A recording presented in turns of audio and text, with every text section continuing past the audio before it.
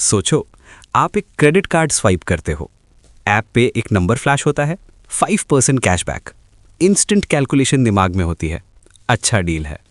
A few weeks later आप statement check करते हो, कैशबैक वहां नहीं होता, ना लेट ना पेंडिंग, बस गायब।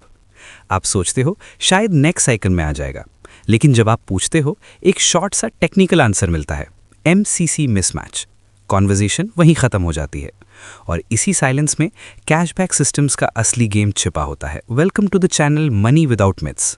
यहाँ हम फाइनेंस की क्लेम्स को एड्स के शोर से अलग करके शांत दिमाग से समझने की कोशिश करते हैं।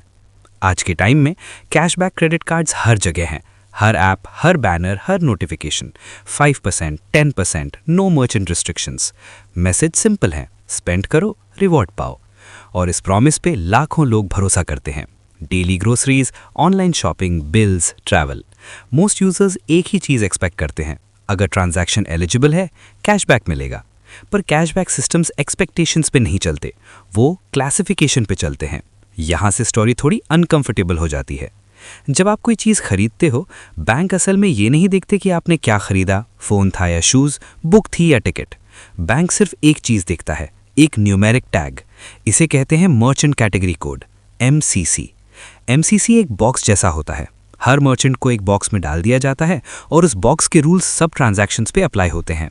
आप प्रोडक्ट चेंज कर सकते हो, मर्चेंट नहीं। अगर बॉक्स एलिजिबल है कैशबैक मिलता है, अगर बॉक्स एक्सक्लूडेड है कैशबैक खत्म, चाहे आपने बिल्कुल नॉर्मल चीज़ ही क्यों ना खरीदी हो। सबसे इंटरेस्टिंग पार्ट यहाँ है, ये MCC आपको पेमेंट से पहले नहीं दिखाया जाता। आप चूज़ नहीं कर सकते, आप कंट्रोल नहीं कर सकते। आपको पता तब चलता है जब कैशबैक क्रेडिट नहीं होता। इसलिए जब कस्टमर पूछता है मेरा कैशबैक क्यों नहीं आया, बैंक बोलता है ट्रांजैक्शन एक्सक्लूडेड MCC के अंडर आया है। Technically correct, emotionally empty. और यहीं पे सिस्टम का डिज़ाइन समझ आता है। ज़्यादातर लोग कैशबैक ट्रैक ही नहीं करते, वो ऐप पे एक टोटल देख लेते हैं, स्टेटमेंट डिटेल में नहीं जाते। 300 रुपये मिस हो गया, इग्नोर। 700 रुपीज़ कम मिला, शायद रूल्स होंगे। स्मॉल अमाउंट्स इरिटेशन क्रिएट करते हैं, आउटरेज नहीं। और जब स्मॉल अमाउंट्स लार्ज नंबर्स के साथ कंबाइन होते हैं, पिक्चर बदल जाती है। सोचो, अगर लाखों यूजर्स थोड़ा थोड़ा कैशबैक मिस कर रहे हों, हर महीने, हर साइकिल, ना कोई अलार्म, ना कोई ब्रेकिंग न्यूज़, बस एक साइलेंट ड्रेन। यहीं पे आयरनी आती है। कैशबैक कार्ड्स को सिंपल बताया जाता है, पर सिस्टम उनके पीछे एक्सट्रीमली कॉम्प्लेक्स होता है। रूल्स के अंदर रूल्स, एक्सेप्शंस के अंदर एक्सेप्शंस और क्लैरिटी के नाम पे फाइन प्रिंट। इसका मतलब ये नहीं कि सिस्टम इलीगल है, इसका मतलब ये है कि सिस्टम एम्बिग्विटी पे सर्वाइव करता है।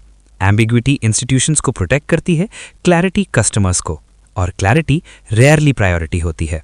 आज रिस्क इसीलिए भी बढ़ा है क्योंकि स्केल बढ़ चुका है। ज़्यादा कार्ड्स, ज़्यादा स्पेंड्स, ज़्यादा ऑटोमेशन, ह्यूमन रिव्यू कम, सिस्टम डिसीजंस ज़्यादा। एक कैशबैक यहाँ डिनाई होता है, दूसरा वहाँ रेयरली चैलेंज होता है। क्योंकि ज़्यादातर यूजर्स को ये भी नहीं पता होता कि पूछना क्या है। वो पूछते हैं मेरा कैशबैक क्यों नहीं मिला। सही सवाल ये होना चाहिए, मेरे ट्रांजैक्शन को किस कैटेगरी में डाला गया और क्यों। ये फ़र्क इंपॉर्टेंट है। और एक और अनकंफर्टेबल ट्रुथ है, कैशबैक कोई राइट नहीं है, ये एक कंडीशनल बेनिफिट है। और जो चीज़ कंडीशनल होती है वो तभी मिलती है जब आप सिस्टम को चेक करते हो।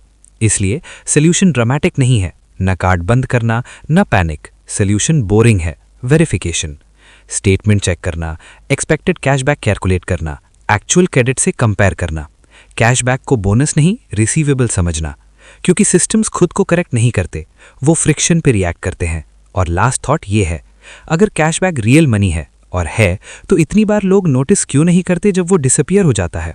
ये सिर्फ क्रेडिट कार्ड्स का क्वेश्चन नहीं है, ये हर उस सिस्टम का क्वेश्चन है जो आपकी इनअटेंशन पे डिपेंड करता है।